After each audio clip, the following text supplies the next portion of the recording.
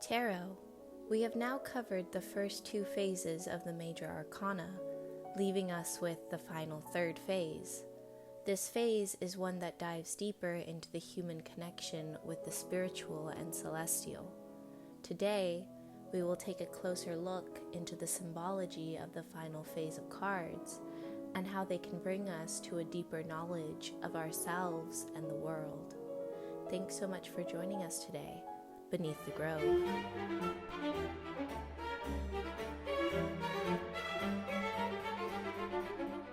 As mentioned previously, this phase is the most challenging of the three, pushing the seeker to discover the power of the true self through a connection with the earthly and divine realms.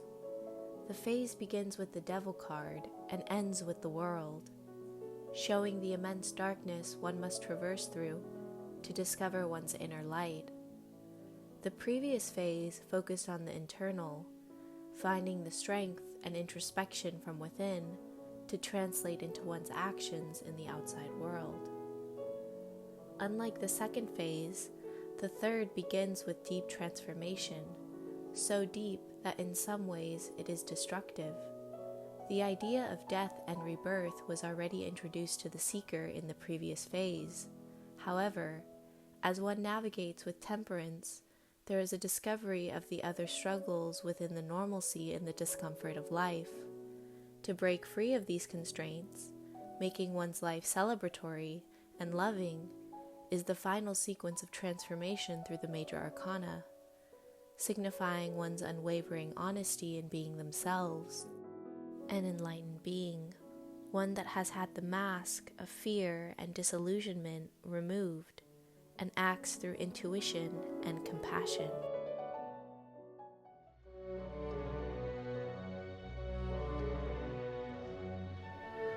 The Devil card is the 15th of the major arcana and begins the third cycle. The Devil represents a force of illusion and oppression. The main illusion is materialism, which is the view that nothing exists beyond the world of the senses. The two figures are bound in chains, but these chains do not hold them. The large loops can easily come off. The Devil's power rests in the illusion of bondage. The reverse pentacle indicates letting your desires overpower your judgment. Traditional meanings of the card are illusion, materialism, misery, and sexual obsession. When upright, the card can indicate a narrow, materialistic view of life. It can mean any form of misery or depression, especially feeling chained or imprisoned with the illusion that no alternatives are possible. If it appears in connection with the lovers, it shows that a relationship which began with love has turned into a trap. In some ways, the card signifies being a slave of your desires rather than acting the way you think is best. It can mean a controlling obsession, particularly a sexual one, where the person feels drawn to commit acts he or she finds morally wrong. Maybe someone is attracted to someone that they actively dislike. The feeling of helplessness and shame that results from giving in to these desires belong to the Devil. The expressions of the figures are calm even though they are chained, which indicates an acceptance of a bad situation. Remaining comfortable with the uncomfortable reality, instead of taking responsibility, the seeker has fallen complacent to taking the proper action for their life. When reversed, it indicates an attempt to break loose from some misery or bondage, either real or psychological. The person no longer accepts their situation and moves towards liberation. During this time, people may face the most unhappiness, but they will change and emerge happier and more developed. If one finds it too painful, one can slip back into the chains. When reversed in the position of the past, it means that the change has occurred, but the feelings of sadness, anger, or depression remain, maybe hidden from conscious view, but still influencing them. Reminding the seeker that one needs to use and transform the knowledge and energy bound up in every experience. However, understanding this and venturing out of the darkness can lead to a complete destruction of earthly ties. The Tower is the 16th card of the major arcana and represents destruction. This is not necessarily bad. As we have covered, it is important to approach tarot with the understanding of its duality, destruction in one area so another can flourish. The Tower is said to be the materialist conception of the universe, and the lightning, the destruction that comes to a life based on purely materialistic principles. The person who lives just to satisfy the ego, demands of wealth, fame, and physical pleasure, ignoring introspection, raises a prison around themselves. When upright, it refers to a period of violent upheaval, literal or psychological, the destruction of long-established situations, or the breakup of relationships in anger or even violence. Even though meaning seems scary, we have to remember that it could lead to freedom. The explosions are clearing away some situations that have built up intolerable pressure. They can lead to new beginnings. The card can mean a flash of enlightenment, particularly if some enlightenment replaces a limited view of life. When reversed, it means that the violence and storm are still there but milder. It can also carry the meaning of imprisonment, because the right way up the Tower liberates.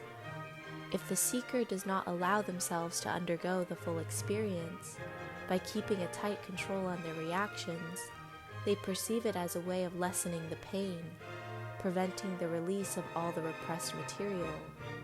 Within themselves, the painful experience continues, ever having gone its full course. By shielding the Tower from the lightning, they become its prisoners.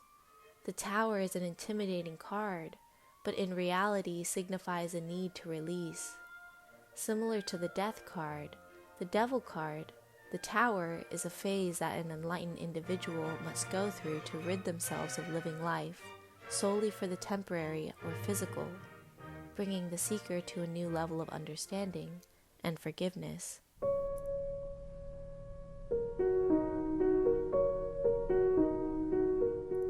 The Star is the 17th card in the major arcana. You can see a woman by a pool of water. She is pouring water into the pool, but also to the side. The water represents one's unconscious energies. Unlike Temperance, she is pouring the water around her, illustrating her understanding that her energy flows everywhere and that there is no limit to her potential. There are 7 white stars, representing the unifying of self with the unconscious and unknown celestial powers. The golden star in the center, representing the divine creator. The card has a sense of calm and emptiness, and speaks of wholeness, openness, and healing. This is a card of inner calm and peace. For the moment, the journey can wait. It can indicate the human link between the spirit and the outer world. When upright, it expresses hope, a sense of healing and wholeness, especially after emotional storms. When reversed, it can signify that the seeker is closing themselves off from the card's calm and hope, experiencing weakness, impotence, and fear. This deep insecurity can sometimes mask itself as arrogance.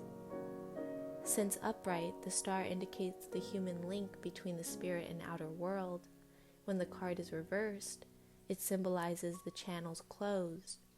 And when the waters of life are dammed up inside, the outside can only become tired and depressed. The moon card represents a reconnection with the animalistic side of human nature. The animal symbolizes the animal and savage in man, leaving the ordinary world and entering the strangeness of the mind. When upright, the moon indicates an excitement of the unconscious. We begin experiencing strange emotions, dreams, fears, and even hallucinations. If the card appears right way up, then the person will allow this to happen. When accepted, the imagination enriches life. But if the card appears reversed, it can indicate disturbance, and it shows a struggle against experience. The struggle leads to fear, and often very disturbed emotions as the person does not allow the moon's calming side to emerge. It indicates the seeker is turning away from outer concerns and becoming introspective, but may not be constructive with the knowledge or energies gained in doing so.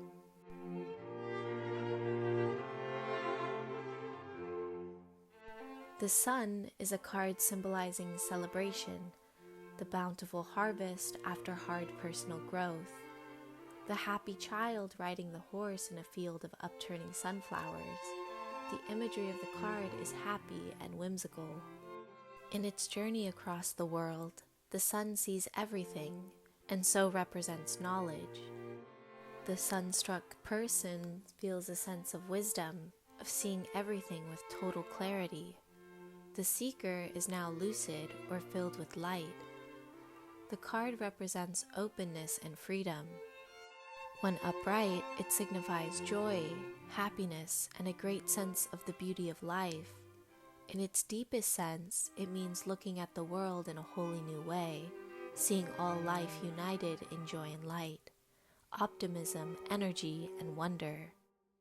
When reversed, good things do not become lost but confused, as if the sun had become clouded over. Life is still giving the person a time of simple happiness, but it cannot be seen so clearly. The person is no longer lucid and must work to realize the joy, which is the great gift of the sun.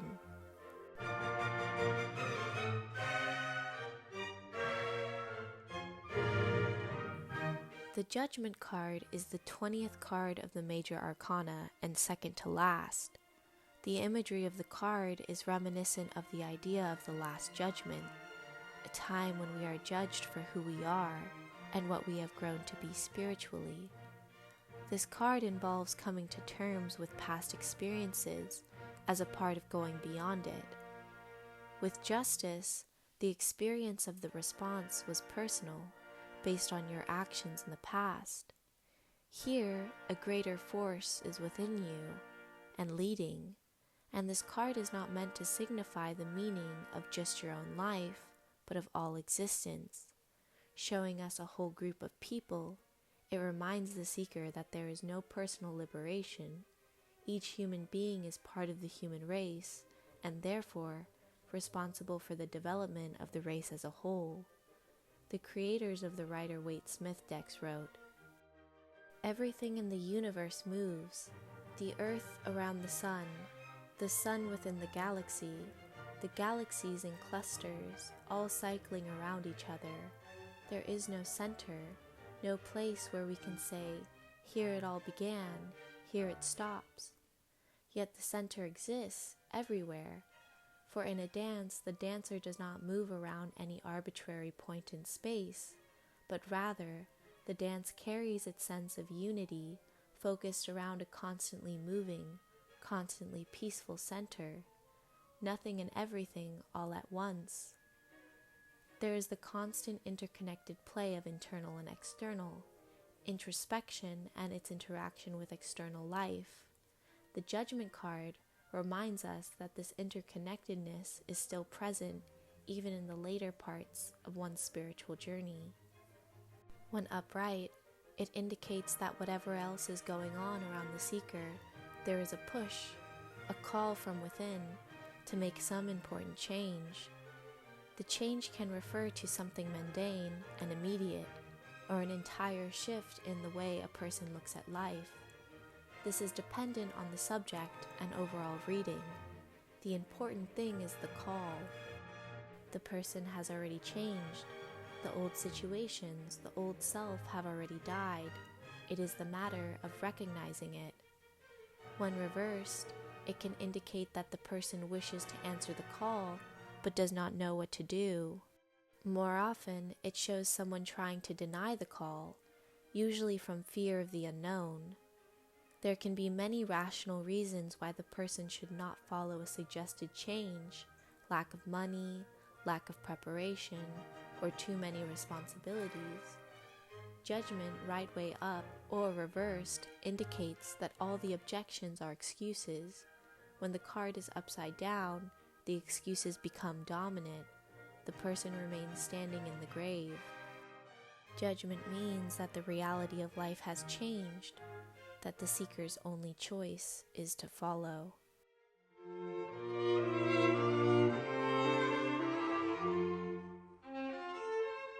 The World is the final card of the major arcana and is the 21st.